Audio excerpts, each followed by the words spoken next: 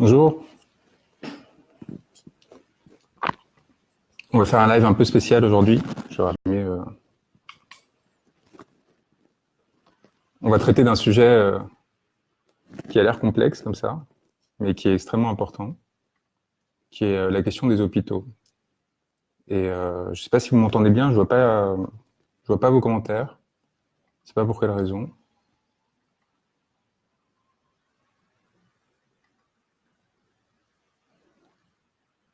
Est-ce que vous me voyez? Est-ce que vous m'entendez?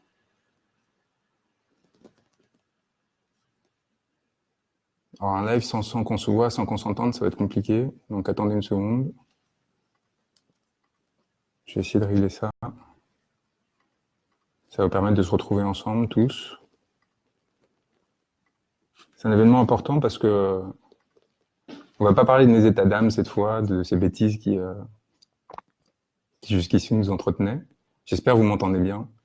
On va parler cette fois d'une chose extrêmement importante. C'est pourquoi est-ce que le gouvernement est dans l'incapacité de répondre à la crise sociale qui s'impose aujourd'hui des hôpitaux.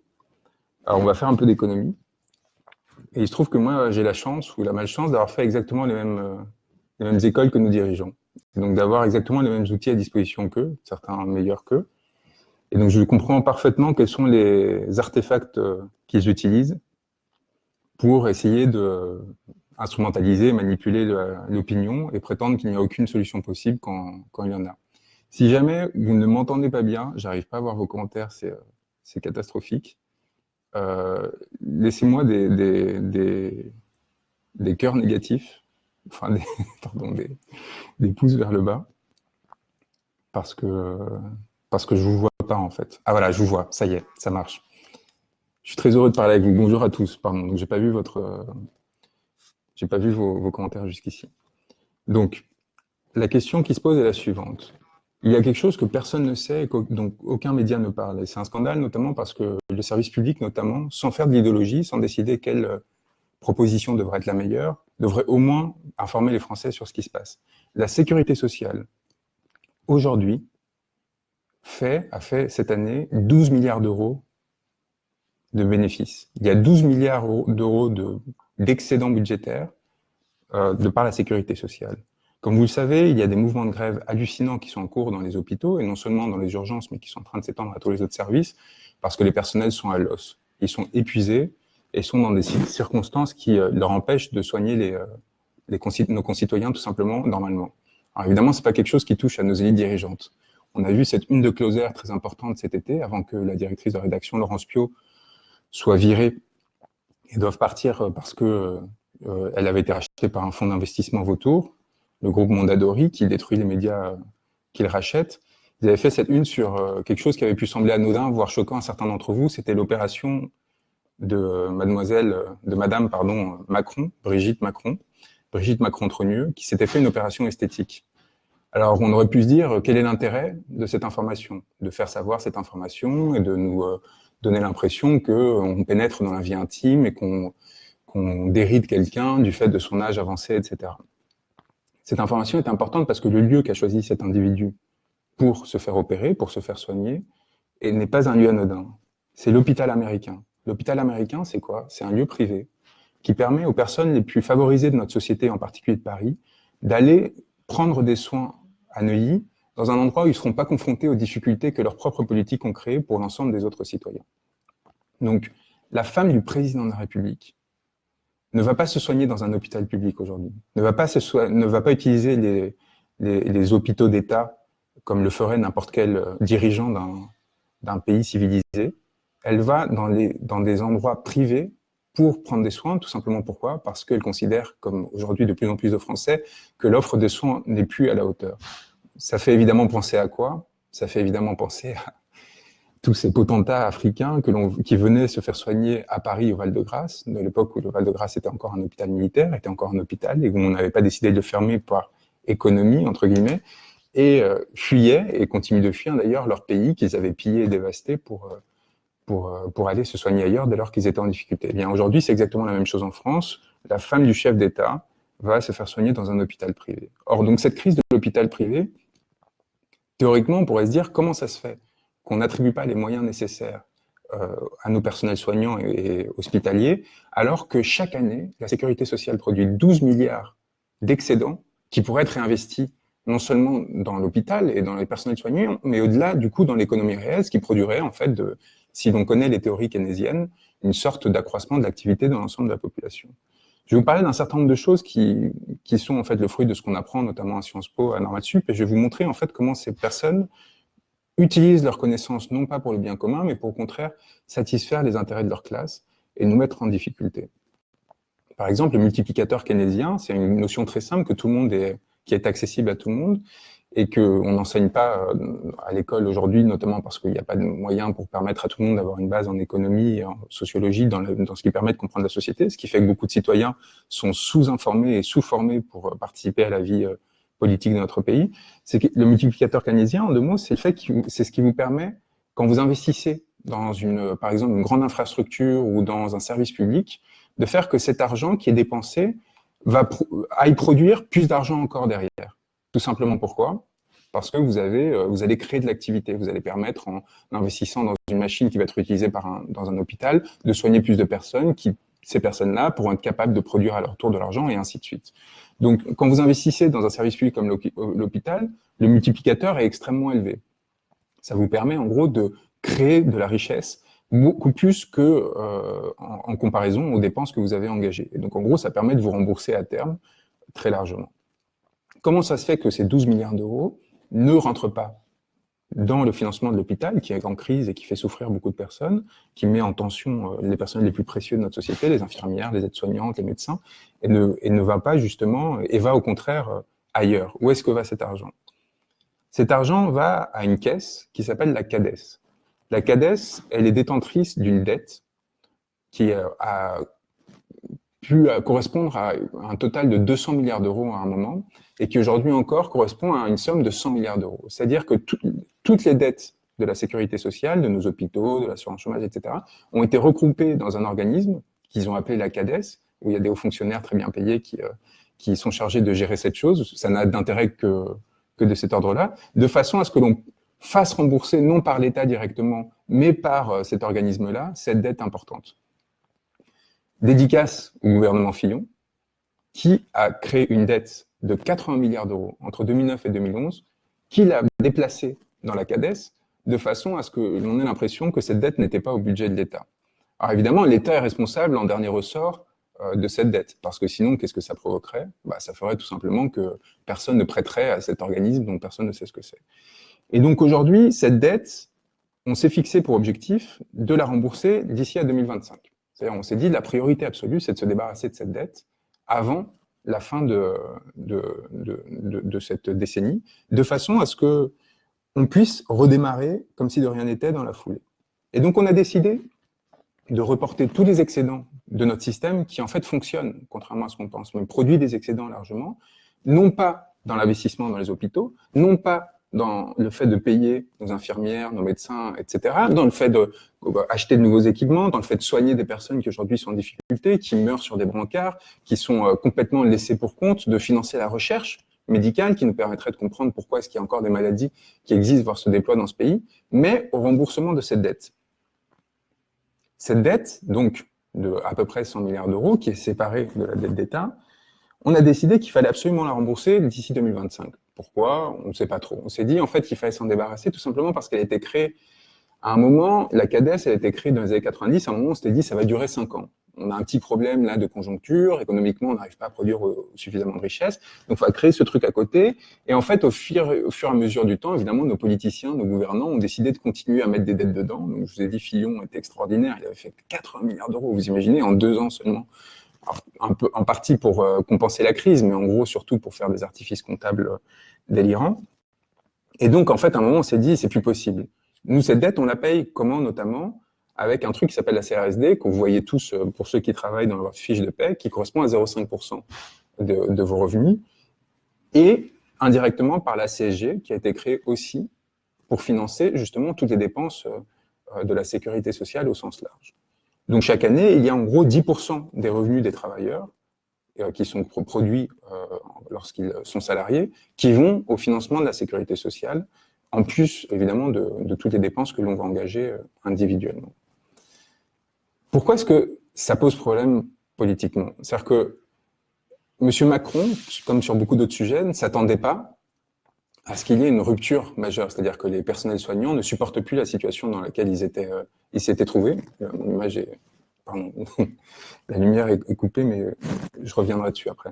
Et donc, il a pensé qu'il pourrait faire encaisser à tous les personnels hospitaliers jusqu'en 2025 cette situation-là. Et il continue à penser ça. Et c'est pour ça qu'Agnès Buzyn est dans l'incapacité de débloquer des fonds supplémentaires pour répondre à la crise qui est en train d'être.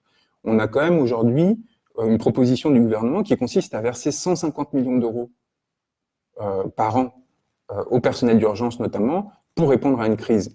Les enjeux aujourd'hui de l'hôpital public se comptent en milliards d'euros. 150 millions d'euros, c'est 1/10 de ce que le gouvernement est prêt à débloquer pour créer ce service national universel ridicule qui consiste à envoyer pendant une semaine nos jeunes faire une sorte de proto-service militaire pour faire de la mixité sociale, etc. Et donc, on est dans une situation où le gouvernement ne veut pas produire de nouvelles dépenses. Donc, il ne veut pas débloquer budgétairement plus que cette centaine de millions d'euros, et tant pis si des gens meurent dans les brancards. Pourquoi est-ce qu'ils ne veulent pas faire ça? Parce qu'ils ont peur que si on augmente budgétairement la situation, eh bien évidemment, les dépenses, ça produise quoi? Des déséquilibres qui à terme fassent qu'on se retrouve avec une dette de type celle qu'on a aujourd'hui de 100 milliards d'euros. Ok, très bien, pourquoi pas. Mais pourquoi est-ce que le gouvernement n'envisage pas deux autres options? La première, c'est tout simplement ce qu'en bon banquier d'affaires, M. Macron maîtrise parfaitement, c'est ce qu'on appelle le haircut. Le haircut, c'est quoi? C'est proposer aux personnes qui vous ont prêté de l'argent, c'est de leur dire tout simplement, écoutez, on va vous rembourser seulement une partie de ce que vous nous avez prêté, voire rien. Et tant pis pour vous. Pourquoi? Parce qu'on a décidé qu'en fait, cette dette était pas légitime et ainsi de suite. Aujourd'hui, on doit encore 100 milliards d'euros. Comme je vous l'ai dit, Fillon, le gouvernement Fillon, entre 2009 et 2011, crée 80 milliards d'euros de dettes. Pourquoi est-ce qu'il fait ça? Qu'est-ce qui s'est passé en 2008? Il y a une crise économique majeure qui a fait que beaucoup de personnes se sont trouvées au chômage, que beaucoup de personnes se sont trouvées dans une situation de précarité qui a produit des problèmes de santé, ainsi de suite. Et ça, qui a pris en charge les coûts de cette crise financière qui a été provoquée par les banques, notamment les banques outre-Atlantique? C'est l'État. C'est l'État et c'est la sécurité sociale. Nous, collectivement, nous avons supporté le coût d'une crise qui était financière. Et donc, à partir de là, nos gouvernants ont décidé de basculer tout cet argent dans une caisse particulière, donc dans cette CADES, mais surtout ne se sont pas dit jusqu'ici, bah, écoutez, en fait, il serait légitime qu'on ne paye pas cette dette, ou qu'on ne paye qu'une partie de cette dette, parce que, in fine, ceux qui ont produit cette crise, donc les plus favorisés d'entre nous, qui ont continué à gagner de l'argent pendant toute cette période, parce que l'État est venu sauver les banques, et du coup, ils ont sauvé les dépôts. Les dépôts, c'est l'argent que vous avez dans vos comptes en banque. Évidemment, quel dépôt avait besoin d'être sauvé? C'était pas les nôtres, parce que de toute façon, ils sont garantis jusqu'à 100 000 euros. C'est ceux des personnes qui en avaient plus, donc plus de 100 000 euros, donc c'est-à-dire les classes moyennes hautes jusqu'aux classes très, très, très favorisées.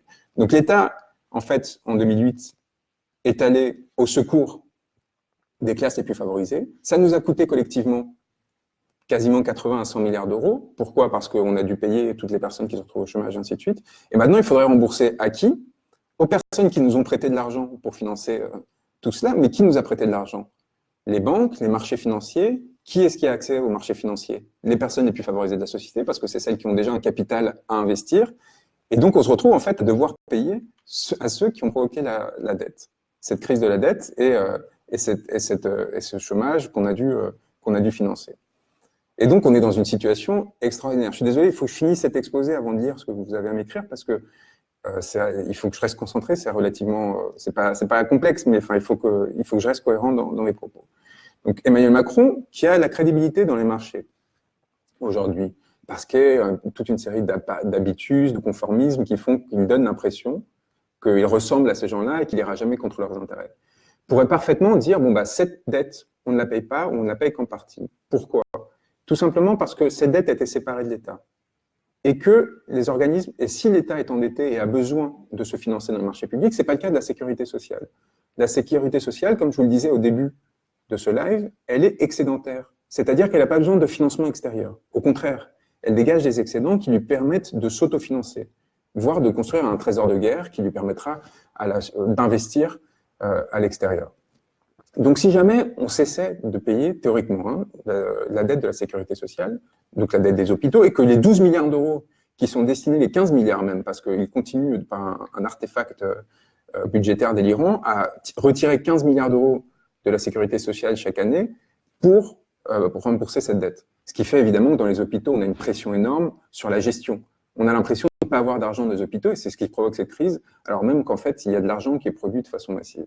Eh bien, si l'on cessait de payer cette dette, évidemment, qu'est-ce que ça provoquerait? Ça ferait que la sécurité sociale ne pourrait pas aller au marché, sur les marchés, se refinancer. Parce qu'évidemment, les personnes qui prêtent de l'argent diraient, bon, bah, si vous ne payez plus, c'est-à-dire qu'on ne va pas vous refaire confiance. Mais justement, la sécurité sociale n'a pas besoin d'aller au marché et n'aura pas besoin structurellement dans les années à venir d'y aller parce qu'elle est structurellement excédentaire. Elle dégage plus d'argent que ce dont elle a besoin. Donc, elle n'a pas besoin d'aller se financer, de demander des crédits, de renouveler ses crédits, et ainsi de suite. Évidemment, ça aurait des conséquences négatives. Et il ne s'agit pas de faire de l'idéologie ou de prétendre que tout est simple. La conséquence immédiate, ce serait que les marchés financiers feraient moins confiance à la France, à la parole de l'État, dans ses engagements financiers. Et donc, c'est dire que le spread, et le spread, c'est la différence entre le taux de financement et de refinancement entre la France et l'Allemagne, augmenterait. C'est-à-dire que là où aujourd'hui, la France ne paye pas pour emprunter sur le marché, mais voire parfois est même payée. C'est-à-dire qu'il y a des taux d'emprunt qui sont négatifs pour l'État parce qu'il est français, parce qu'il est considéré comme l'acteur le plus fiable au monde quasiment en termes de remboursement des engagements financiers. L'acteur le plus sûr parce qu'il a un patrimoine tel que personne ne doute sur le fait qu'ils seront en capacité de refinancer leurs dettes. Eh bien, dans cette situation-là, évidemment, l'écart entre les taux que paye l'Allemagne, qui est l'acteur de référence en la matière, et la France, risque d'augmenter. Risque d'augmenter parce qu'il y aura une perte de confiance des marchés dans la France. Là où Emmanuel Macron a une opportunité unique, c'est que justement parce qu'il incarne cette sorte de mondialisation libérale qui ressemble en gros aux acteurs du marché, un ancien banquier d'affaires, il serait en mesure de donner confiance au marché pour leur dire non, là c'est quelque chose de très particulier qui correspond à un prédicat moral et ainsi de suite. Et donc on va continuer à respecter nos engagements, mais pas sur ce point seulement. On va continuer à rembourser la dette de l'État et ainsi de suite. Mais comme on a séparé cette dette des organismes de la sécurité sociale de celle de l'État, on considère qu'on peut tout à fait cesser d'honorer nos engagements sur ce point sans continuer sur les autres.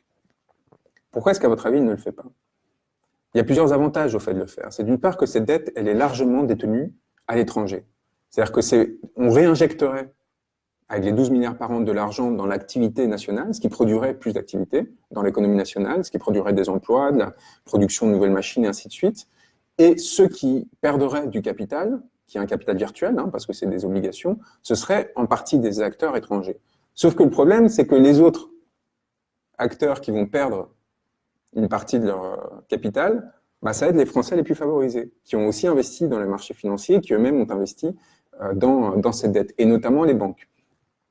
Et c'est là où on retrouve en fait la position idéologique d'Emmanuel Macron, qui a été élu pour favoriser ces acteurs, et dont le socle, la base sociale et électorale aujourd'hui, c'est justement ce bloc bourgeois qui a beaucoup de capital, qui investit notamment sur le marché d'actions ou indirectement à travers les banques dans les obligations et notamment les obligations d'État, et il ne peut pas aller contre leurs intérêts. Et du coup, au lieu de faire ça, il ne fait rien. Il y a trois alternatives. Soit il augmente la dotation budgétaire des hôpitaux. Mais qui va payer ça? C'est évidemment les Français, à travers l'impôt et à travers les différentes taxes qui permettent de financer la dépense publique. Donc soit on augmente les impôts de toute la population pour financer les hôpitaux. Et ça, Emmanuel Macron ne veut pas le faire, et tant mieux pour nous tous. Soit à travers un haircut, donc une réduction, voire un abandon de dette sur la sécurité sociale, de la CADES en particulier. Il va faire quelque chose qui va provoquer un risque financier, parce qu'on va avoir une augmentation du spread et donc des dépenses du trésor public et ainsi de suite, et ça va nuire à la partie la plus favorisée de nos concitoyens, qui a d'ailleurs beaucoup gagné pendant cette période, donc qui, in fine, ne se retrouverait pas dans une situation a priori catastrophique, mais il y a un risque systémique de fragilisation, soit, tout simplement, il revient sur les politiques qu'il a adoptées, suppression de l'ISF et pérennisation du CICE, qui coûtent 25 milliards par an. Or, vous voyez très bien que les deux solutions les plus cohérentes que Macron a à sa disposition, que ce soit le haircut, la suppression de la dette, ou le financement fiscal par la suppression du CICE et le rétablissement de l'ISF, sont des solutions qui vont à l'encontre des intérêts de la classe qu'il a fait élire.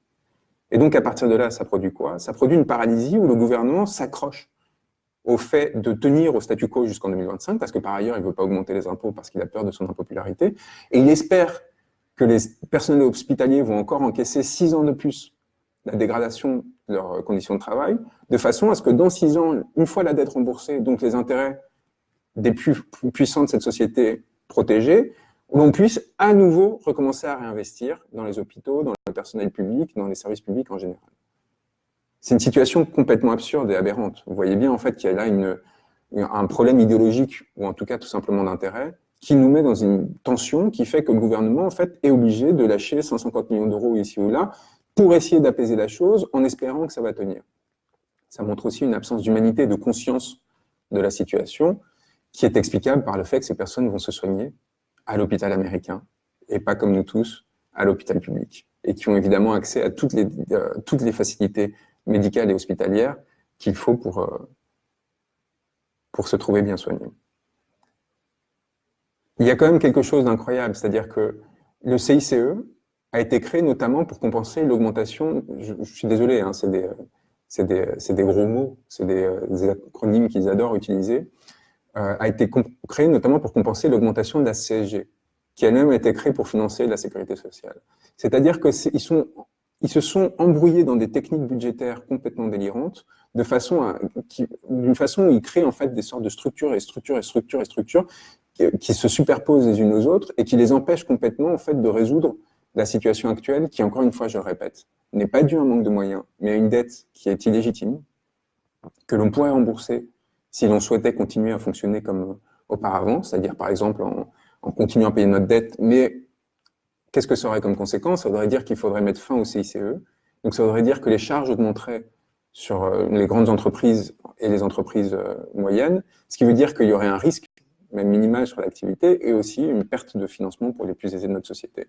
Et donc, au lieu de rompre avec cette dynamique qui nous amène à l'effondrement, en fait, tout simplement, parce que ça nous amène à la destruction de nos services publics, eh bien, ils s'entêtent en espérant qu'en faisant encaisser à la société, dans son ensemble, et aux personnels les plus précieux de cette société, ça finisse par tenir. J'ai tenu à vous faire ce petit topo, tout simplement parce que, pour vous montrer à quel point, en fait, contrairement à l'impression qu'on vous donne, ce sont des questions faciles à comprendre. Enfin, j'espère que j'étais clair, j'ai pas pu voir vos commentaires, il y en a énormément, il y en a plus de 500. Mais, je veux dire, dans quel média aujourd'hui, vous avez une explication? Alors, d'accord, moi j'ai un présupposé idéologique qui vous dit que, moi je suis plutôt défavorable au fait que les plus riches aujourd'hui, les plus favorisés de ces sociétés, continuent à accumuler des richesses. Et je considère que dans une situation de crise sociale majeure, où on a des personnes qui se suicident, des aides-soignants qui se suicident, mais des médecins aussi, tellement ils sont en souffrance parce qu'ils n'arrivent pas à soigner les personnes, qu'on a des personnes qui meurent sur des brancards dans le couloir, qu'il faut faire quelque chose. Ça, c'est mon présupposé idéologique. Mais même si vous mettez ça de côté, même si vous mettez ce que certains pourraient considérer comme étant pas neutre, de considérer qu'il y a une urgence là à résoudre, quelles qu'en soient les conséquences, ces mécanismes que je vous ai décrits le sont de façon très neutre et objective. Comment est-ce que vous voulez, comme citoyen, si personne n'explique ça, alors qu'on paye aujourd'hui 200 € de redevance par an pour avoir des services publics dont le but n'est théoriquement pas d'inviter dans leur matinale tel ou tel homme politique faire sa promotion, mais de nous expliquer comment fonctionne la société? Comment est-ce que vous voulez pouvoir vous prononcer sur ces questions et avoir des moyens d'agir sur vos représentants pour leur faire pression, pour amener à avoir un meilleur fonctionnement de la société? Aujourd'hui, on est dans une situation où il est impossible de comprendre comment fonctionnent des choses qui sont pourtant très simples. Je vous ai donné les différentes données. Je pense qu'à partir de là, vous pouvez vous-même, c'est pour ça que j'ai créé ce sondage, pour vous inviter à vous prononcer sur quelle serait la meilleure solution à votre avis. Et vous voyez, vous n'êtes pas... une minorité d'entre vous considère qu'il faudrait faire un haircut, c'est-à-dire qu'il faudrait annuler une partie de la dette de la CADES, voire la totalité de la dette de la CADES, ne pas rembourser nos créanciers, quitte à provoquer une augmentation du spread. Et tous ces termes qui semblent si compliqués, qui permettent à ces personnes de l'élite de vous dominer, de donner l'impression qu'ils travaillent sur des matières qui requièrent Bac+5, Bac+8, etc., sont en fait des mécanismes extrêmement basiques, économiquement parlant. Alors, par exemple, évaluer la conséquence d'un défaut sur la dette de la sécurité sociale, eh bien, ça demande des économistes qui vont faire des prévisions plus ou moins artificielles ou plus ou moins efficaces. Là, il y a une technicité. Mais pour décider, politiquement, démocratiquement, n'importe qui est en mesure, pour peu qu'on lui présente ces différentes options, de se prononcer à ce sujet. Or, aujourd'hui, notre espace politique et médiatique est fait pour confisquer votre parole, pour vous empêcher de comprendre quels sont les véritables enjeux et surtout quelles sont les différentes options qui sont à votre disposition. Alors Lily Guibert me dit, avec tes explications, j'ai compris que dans le cas du haircut ou du financement fiscal, ça sera défavorable aux plus riches et du coup, ça me semble plus logique de proposer un haircut pour éviter de créer une rupture. Si cette dette est une pure fiction, comme tu le dis, ça semble logique de supprimer cette fiction. C'est pas totalement une fiction, mais en grande partie. C'est-à-dire qu'en fait, elle est le résultat de cette crise de 2008 qui a fait que beaucoup de personnes se sont trouvées au chômage et qui ont été dans grandes difficultés qu'on a été évidemment en grande difficulté pour rembourser. Et on a demandé à être financé par les personnes qui avaient du patrimoine pour payer cette dette, et ces personnes-là exigent d'être remboursées aujourd'hui. Or, qu'est-ce qui se passe? C'est qu'entre les intérêts et le fait que leurs intérêts n'ont pas été atteints pendant la crise de 2008, ces personnes ont finalement gagné de l'argent sur une crise qu'elles ont elles-mêmes provoquée. Parce que la crise de 2008, c'était une crise spéculative du fait que les banques et les principaux actionnaires des banques avaient justement spéculé sur l'immobilier, notamment des personnes les plus modestes, jusqu'à provoquer une rupture au sein de la société. Je voudrais vous dire deux choses sur... on reviendra sur ce point, je vais commencer à lire vos commentaires à partir de maintenant. Je vous ai donné quelques exemples de corruption dans mes derniers posts, délirants, où on a en gros des sommes extraordinaires qui ont été dépensées par la puissance publique de façon scandaleuse et de façon en fait à nous mettre en immense difficulté. Pourquoi est-ce que ces dépenses ont intervenu? Pourquoi est-ce que par exemple les Halles, à Paris, on a décidé d'investir plus de 500 millions d'euros pour faire des travaux, alors même qu'on a vendu le site à son locataire, Unibail-Rodamco, pour 140 millions d'euros. Il y a plusieurs raisons et aucune n'est valide économiquement ou juridiquement parlant. La première, c'était que la municipalité socialiste, Delanoë, qui essayait de propulser Hidalgo à la tête de la mairie de Paris, avait tout fait pour que les travaux finissent en 2014, donc l'année des élections à la mairie de Paris, et donc était prêt à payer beaucoup plus de façon à ce qu'on leur rende le chantier à ce moment-là. Or, le problème, c'est qu'évidemment, on n'a même pas été capable de rendre ce chantier à ce moment-là. Il a fini par être inauguré en 2016. En tout, ça a coûté plus d'1 milliard d'euros, cette opération. Donc, plus de 500 millions à la charge de la mairie de Paris. La seconde partie, c'est l'incompétence de nos politiciens qui, du fait de toute une série de liens de corruption, je vous ai montré comment Benjamin Griveaux est devenu lobbyiste en 2014 pour ce même Unibail-Rodamco, où il était payé plus de 20 000 euros par mois, en échange de quoi? En échange du fait de sa tentative d'influencer les responsables politiques afin de favoriser les intérêts de cette entreprise privée. Et pourquoi est-ce que Benjamin Griveaux était capable de faire ça? Parce que fils de notaire de province, qui du coup avait eu accès au meilleur lycée privé de son département, et ce qui lui avait permis de rentrer dans une prépa extrêmement prestigieuse, puis à HEC, il était en mesure d'avoir accès à ses responsables politiques. Et donc c'est grâce à ça qu'il a pu rentrer dans le cabinet de la ministre de la Santé de l'époque, Marisol Touraine. Et après avoir eu accès à l'appareil d'État, donc au sein de ce poste, il a pu partir dans le privé en monnayant le réseau et l'influence qu'il avait obtenue au sein de l'État pour dire à Unibail-Rodamco, bah maintenant je vais me mettre à votre service et grâce à cette influence, je vais vous aider à faire des affaires et à gagner beaucoup d'argent. Et donc Benjamin Griveaux a été payé 20 000 euros par mois du simple fait qu'il aidait une entreprise privée à piller le bien commun. Et comment est-ce que Benjamin Griveaux, notamment, a été utilisé ensuite par Macron pour être utile à nouveau à son sujet? Unibail-Rodamco ne fait pas que des choses comme la canopée des Halles et le Forum des Halles. Ils sont aussi le plus grand détenteur du parc d'exposition du pays, Et devinez qui est le détenteur du parc d'exposition de Porte de Versailles, là où Emmanuel Macron a fait son plus grand meeting. Unibail-Rodamco.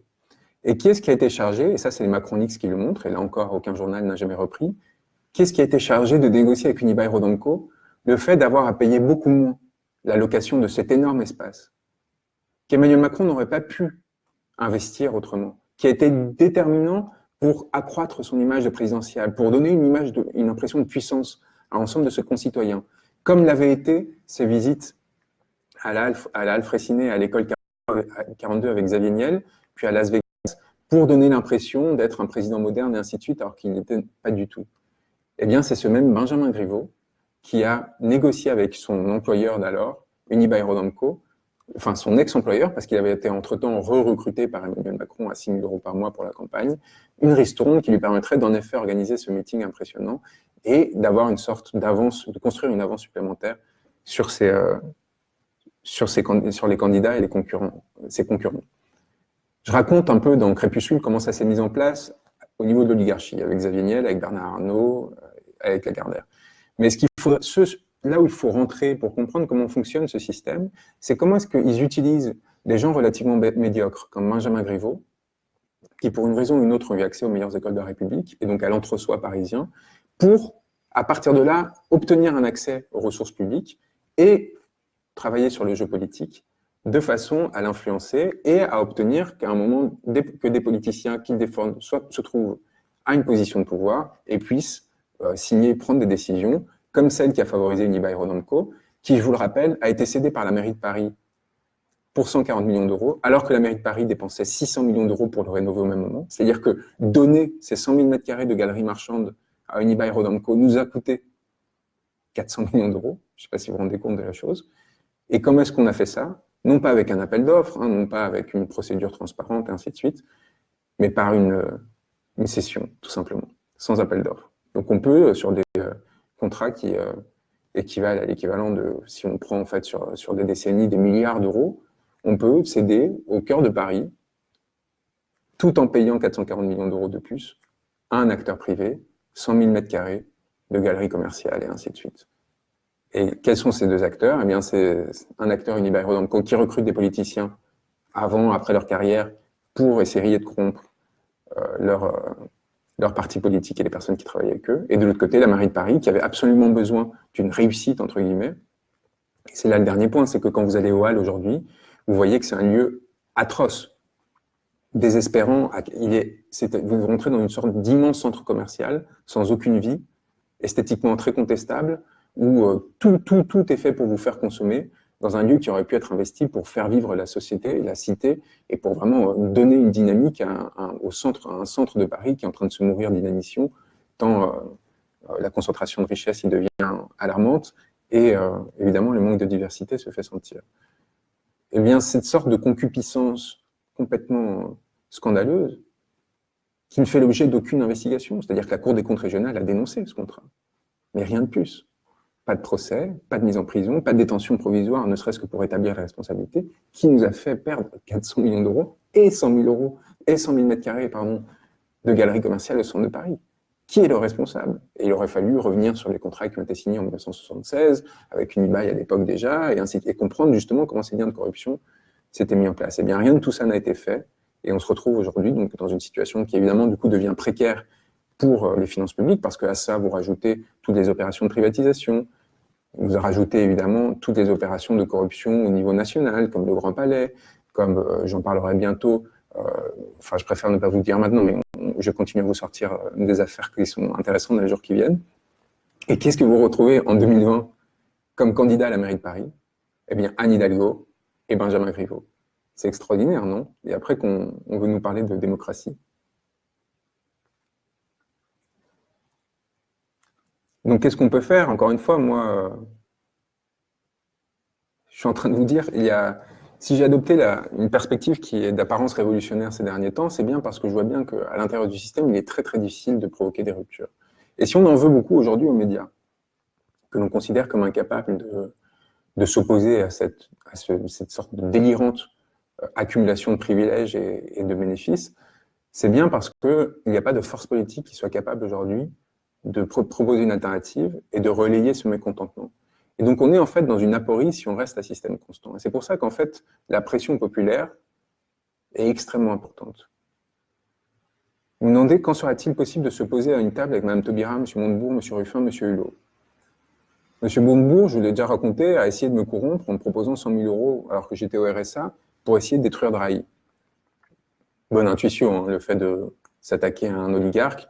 Mauvaise méthode et mauvaise façon de faire que de proposer de corrompre quelqu'un qui apparaît en position de vulnérabilité contre le fait qu'il dévaste publiquement un individu quel qu'il soit. Monsieur Ruffin a peur de moi. Je devais débattre avec lui à la fête de l'Humanité, il a annulé. Je devais le rencontrer un peu plus tard, il s'est montré réticent. Il a, anecdote, avancé d'un mois à la sortie de son livre, ce pays que tu ne connais pas, dès le moment qu'il a appris que Crépuscule allait sortir en livre.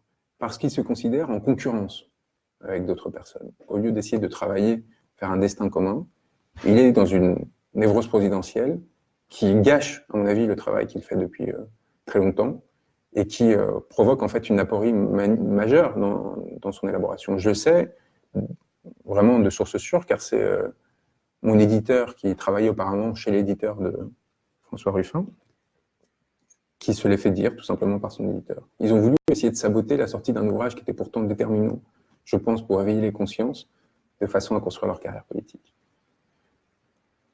Monsieur Hulot a voulu tenter l'aventure macronienne, mal y en a pris. Je pense que c'est quelqu'un qui a des convictions peut-être, mais en tout cas ne mérite pas l'attention qu'on lui accorde. Et je pense que justement ses choix politiques le montrent. Et quant à Madame Taubira, elle a décidé de se retirer, d'écrire des romans. J'avais pu travailler avec elle en 2015, elle m'a proposé de rentrer à son cabinet. C'est quelqu'un que je respecte beaucoup pour son rapport à la langue et à la littérature. Ce n'est pas quelqu'un qui, à mon avis, est en mesure aujourd'hui de peser de façon à faire basculer cette situation.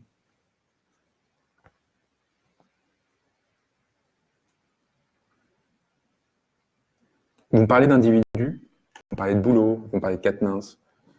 Moi, je pense qu'il y a une structure à construire. Et là, je voudrais vous parler d'un nouveau sujet, enfin, d'un sujet dont on a déjà parlé. Jupiter est en train d'avancer. Et je voulais dire à vous qui m'écoutez de façon assez massive depuis quelque temps, qu'il y a une chose qui me caractérise, c'est que je tiens parole.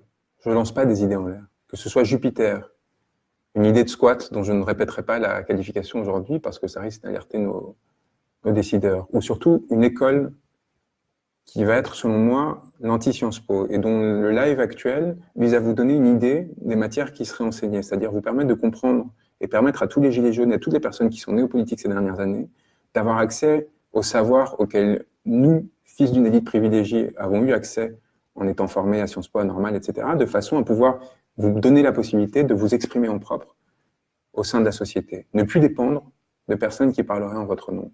Et donc, quand vous me disiez qui est-ce qui pourrait nous aider, et ainsi de suite, moi, mon but aujourd'hui, c'est surtout de vous permettre de vous structurer et de vous constituer en tant que société de façon à pouvoir, justement, par vous-même, parler et exprimer que la prochaine fois qu'il y a un mouvement comme celui du 17 novembre et que vous vous retrouviez sur des plateaux de télévision, car ça peut arriver à n'importe qui, comme le 17 novembre l'a montré, on ne puisse plus vous humilier. Et vous puissiez leur répondre, écoutez, non, nous avons eu accès aux mêmes enseignements, voire à de meilleurs enseignements que vous. Donc la construction de cette école et de ce média Jupiter qui l'accompagnerait est une étape essentielle pour justement établir une véritable démocratisation de la société et former des cadres qui permettront de porter cette parole. Il ne s'agit pas de faire concurrence aux universités populaires qui existent, notamment celle de Michel Onfray, parce qu'il s'agit ici de former une sorte des cadres, en fait, des cadres du mouvement. C'est-à-dire que c'est parfaitement complémentaire avec l'accès universel au savoir que propose Michel Onfray. Là, il s'agit de laisser ceux qui sont les plus engagés, les plus motivés, de venir au centre de Paris et d'apprendre des savoirs qui redistribueront à leur tour de façon à rompre en fait aussi avec cette centralisme politique français qui existe. Mais pour ça, il faut que ce soit au centre de Paris parce qu'il faut rompre le stigmate qui aujourd'hui s'applique à la plupart des Français qui sont intimidés par ces quartiers, le 6e, le 5e arrondissement, dont on les exclut, dont on leur donne l'impression qu'ils n'ont pas le droit d'y avoir accès. Et donc, cet engagement qui est extrêmement important pour lequel je lutte, et c'est pour ça que ce soit avec HSBC, avec le FLOR, avec tous ces symboles qui peuvent sembler dérisoires, je continue à m'accrocher à ces lieux-là pour leur dire non. C'est pas parce que nous nous battons pour un bien commun et pour des personnes les plus fragiles de la société que vous avez le droit de nous exclure de vos lieux de pouvoir. Et au contraire, nous resterons, nous nous battrons pour que tout le monde y ait accès et pour sortir la société de cette division complètement ridicule dans laquelle vous l'avez insérée. Parce que eux-mêmes, les bourgeois, étouffent psychiquement, socialement, de cet entre-soi qui commence par pillage successif à détruire l'ensemble du pays. Donc, quels que soient les responsables politiques qui existent aujourd'hui, je pense qu'on est capable de faire mieux, de faire plus puissant qu'eux, et il s'agit de s'instituer.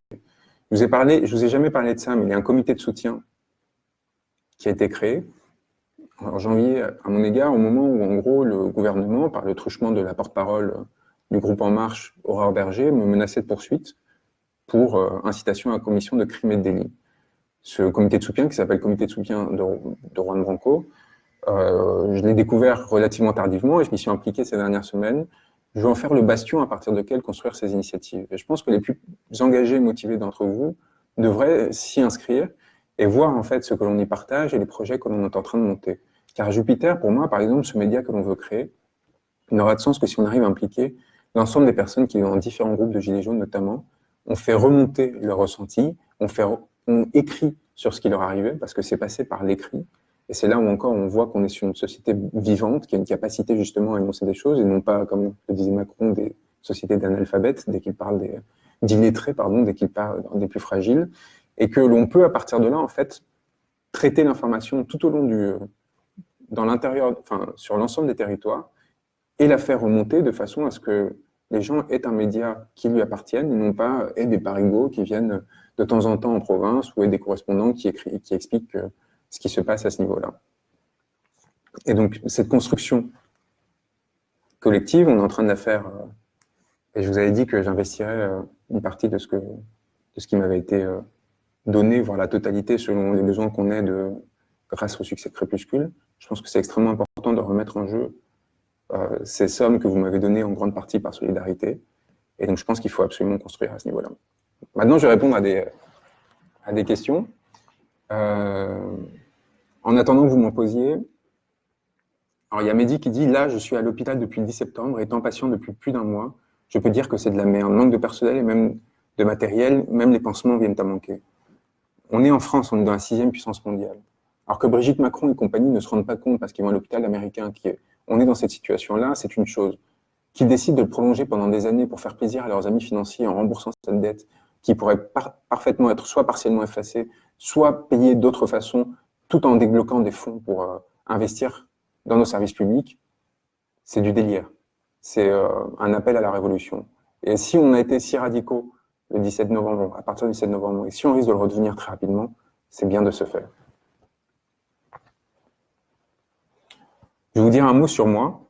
Comment adhérer à ce comité de soutien? Vous le tapez sur la barre de recherche et vous le trouverez en fait tout de suite. Et c'est pour les plus actifs, pour ceux qui veulent vraiment s'engager. C'est pas un truc de propagande ou quoi que ce soit. On est vraiment là pour construire des choses ensemble et avancer. Il y a dans le Petit Paris une sorte de petite rumeur lancinante qui monte, qui vise à me psychiatriser. L'article de l'Obs l'a montré. Leur idée est que, parce que je me suis détaché de leur folie, accumulatrice, excluante, isolante, c'est que je serais devenu fou. Ils ne supportent pas la liberté qui consiste à larguer les amarres et essayer de se construire en dehors de leur lieu de pouvoir. C'est quelque chose qui les rend fous. Et donc, ils ont essayé de me délégitimer en disant que je n'appartenais pas vraiment à ces classes sociales. Ils ont raté. Ils ont décidé d'essayer de m'exclure en disant que je commettais beaucoup d'erreurs ou que j'avais été dans l'incapacité de rentrer, de me maintenir dans cette société. Ils ont échoué. Donc maintenant, ils disent, oui, en fait, c'est l'article de l'Obs. Il était certes brillant, incroyable, 4 masters, un doctorat, etc. Il a bien fait tout ce qu'il avait dit qu'il avait fait. Mais, il est devenu fou. Et quelle est ma folie? C'est d'avoir, dès le 16 novembre, sur Arte, appelé à un soulèvement, et appelé à soutenir les Gilets jaunes, et appelé à des débordements, là où les journalistes asservis qui me faisaient face me le reprochaient. Cette folie, d'avoir tout simplement créé un lien avec vous, d'avoir accepté l'interaction avec le tiers, la personne qui est différente de soi, c'est une folie qu'ils ne pourront jamais supporter. Et c'est pour ça qu'en fait, il faut qu'on engage le rapport de force. Et c'est pour ça que l'on ne se laisse pas manipuler. Deux choses. Le 21 octobre, il y a un déplacement à Londres qui est prévu par le comité de soutien de Julian Assange. Julian Assange, ce jour-là, sera présent physiquement au tribunal. Il est extrêmement affaibli. Et qu'il puisse, ne serait-ce qu'entendre la clameur d'une foule visant à le défendre et à crier liberté à ses côtés, qu'il ait l'impression et l'idée qu'il y a en effet un soutien en dehors de cette prison où il est isolé et où il n'a accès à quasiment aucune information de ce qui se passe et de ce qui se dit sur lui, pourrait être déterminant pour lui permettre de survivre. Je ne sais plus si c'est mon avant-dernier post, mais un de mes derniers posts sur Facebook est à ce sujet. J'ai laissé le lien pour ceux qui auraient les moyens ou seraient prêts à faire ce sacrifice qui consisterait à dépenser 62 € pour acheter une place de bus, se rendre à Londres et se mobiliser avec d'autres citoyens français qui auraient décidé de montrer leur soutien. Aujourd'hui, il y a 50 personnes qui ont pris leur place. S'ils n'atteignent pas les 80 qui remplissent le bus, le voyage devrait être annulé car les coûts exploseraient. Donc à ceux qui hésitent, qui pensent que ça ne pourrait pas être déterminant, Je peux vous assurer que 80 Français qui viennent à Londres à ce moment-là et qui font entendre à Julian Assange qu'il n'est pas seul, c'est une vie qui pourrait être sauvée. Et pas n'importe quelle vie. Et donc je vous demande à tous ceux qui hésiteraient, qui en ont la possibilité, de l'envisager. Et aux autres de savoir qu'il y a des places gratuites qui sont disponibles, qu'il y a des personnes qui ont décidé de donner de l'argent volontairement pour permettre à cet homme de, ce jour-là, être accompagné.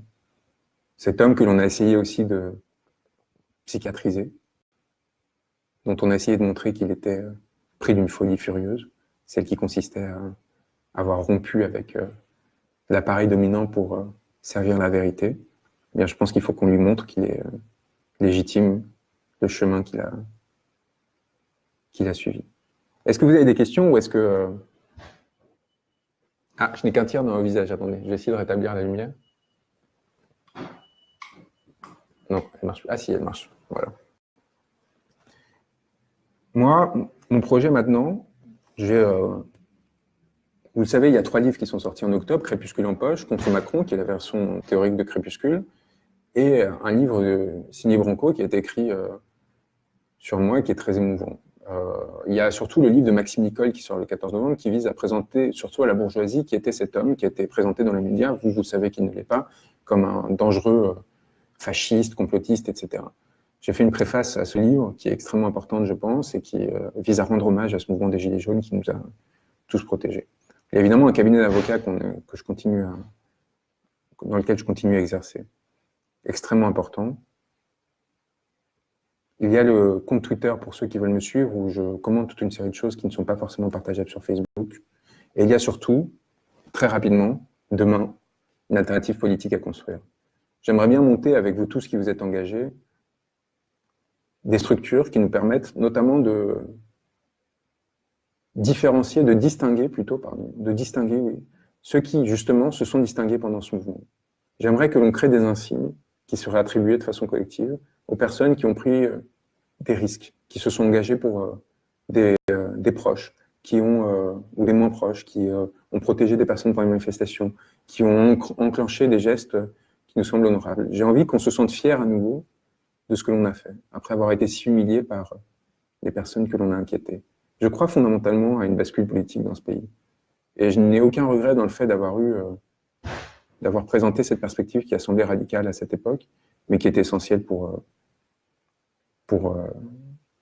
tout simplement nous faire gagner. Vous me posez beaucoup de questions sur les 12 milliards de l'EPR, ça aussi je vais écrire dessus très rapidement parce que sur le lobby du nucléaire qui a été dirigé notamment par Édouard Philippe pendant des années, qui a été grassement payé par Areva de la même façon que Benjamin Griveaux l'a été par Unibail pour les mêmes raisons, faire profiter à l'entreprise de ses réseaux et lui permettre de engranger des sommes folles qui seraient prises au détriment de l'État, c'est-à-dire de chacun d'entre nous. Il y a beaucoup à dire à son sujet. Le livre de Maxime arrive le 14 novembre. Si vous venez à 80, si vous réussissez à remplir ce quart pour Londres, je viendrai avec vous et je vous promets de faire une conférence là-bas pour vous expliquer les tenants et aboutissants d'une situation qui est extrêmement délirante. J'ai aussi des éléments très importants à vous révéler bientôt, qui touchent à... Enfin, je préfère pas vous le dire, on va me faire passer pour, à nouveau pour un psychotique, hein, les valets de l'Obs, là. Donc, je préfère vous les partager quand j'aurai tous les éléments, quand je serai en capacité de vous donner les preuves de ce qui va venir. Est-ce que les médailles sont la reproduction d'une nouvelle élite? Non, parce qu'elles ne donnent accès à aucune forme de pouvoir. Et parce qu'elles visent à récompenser des personnes qui sont engagées au rez-de-chaussée. C'est-à-dire des personnes qui se sont battues. Les Gilets jaunes, ça a été une lutte au corps par des personnes qui sont engagées avec toute la modestie que pouvait leur offrir leur monde, sur des ronds-points, dans des manifestations de samedi pour le versant le plus spectaculaire, mais aussi dans toute une série d'actions de solidarité qui ont été assez peu visibles et qui me semblent essentielles de rendre visibles à nouveau. Donc il ne s'agit pas de faire comme eux. Il ne s'agit pas de donner une médaille à Patrice Demestre, au majordome de Liliane Bettencourt, la deuxième fortune française, l'héritière de L'Oréal, parce qu'elle aurait financé la vie politique française. Non, non, il ne s'agit pas d'enlaidir le monde. Il s'agit au contraire de lui donner de la beauté. Et il s'agit évidemment non pas de créer des distinctions qui permettraient de créer de nouvelles hiérarchies, mais au contraire de remercier collectivement ceux qui, pour nous, à un moment ou à un autre, se sont engagés. Et un mot sur le référendum sur ADP, pourquoi est-ce que je ne crois pas à cette solution? Tout simplement parce que la privatisation de la Française des Jeux est engagée. Elle interviendra, si mes comptes sont bons, le 7 novembre. Pour 1 milliard d'euros, on va mettre à bas une institution qui a plusieurs décennies d'existence à son actif, qui a permis de rapporter des sommes inouïes à l'État, et surtout qui a permis de contrôler un secteur, le jeu d'argent, qui est extrêmement dangereux, et où potentiellement les premières victimes sont les plus fragiles de notre société. Ceux qui, pour une raison ou une autre, ont besoin d'espérer, et ne trouvent plus dans le réel les moyens de le faire. Mettre ça entre les mains du privé, c'est se condamner à une fuite en avant qui risque de dévaster des centaines de milliers de vies. Tout simplement pour une logique de profit. Donc je me refuse absolument à cette logique. Et pourquoi est-ce que c'est un lien avec l'aéroport de Paris? Car justement, le référendum d'aéroport de Paris, si jamais on obtenait cette victoire, qui serait d'obtenir un référendum, pour peu que les chambres, le Sénat et l'Assemblée nationale nous l'octroient, et qu'il n'y ait pas une manipulation supplémentaire d'Emmanuel Macron, que l'on obtienne 4,7 millions de signatures, ce qui est quasiment impossible, voire structurellement impossible, sans appui médiatique, que l'on gagne ce référendum, que l'on ne se fasse pas manipuler par les médias, encore une fois, au moment où il y aurait ce vote, eh bien, nous n'obtiendrions de sauver que Aéroport de Paris, et non pas l'ensemble des autres entreprises qui s'apprêtent à être pillées. Et donc, je nous engage à mener une lutte beaucoup plus profonde, beaucoup plus risquée, de celle que ces politiciens qui poussent à ce référendum n'osent pas mener, une lutte dans la rue, dans la constitution de nouveaux espaces politiques, une lutte révolutionnaire au sens plein du terme, et éloignée de ces petites coteries et ces petits jeux de souveraineté qui nous mettraient entre les mains de notre ennemi.